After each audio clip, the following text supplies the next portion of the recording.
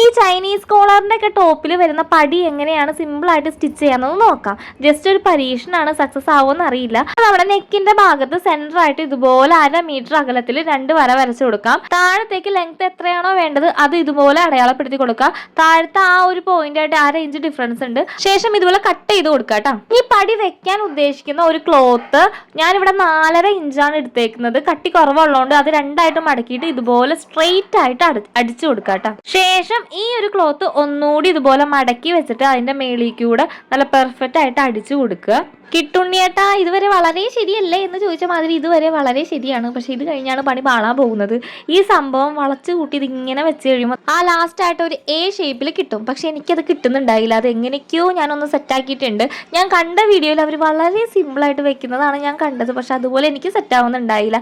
അത് പിന്നെ ചിലവർക്ക് ശരിയാവും ചിലവർക്ക് ശരിയാവില്ലെന്നാണല്ലോ. അപ്പൊ സബ്സ്ക്രൈബ് ചെയ്യാൻ മറക്കരുത്. നാളെ കാണാം. ടാറ്റാ.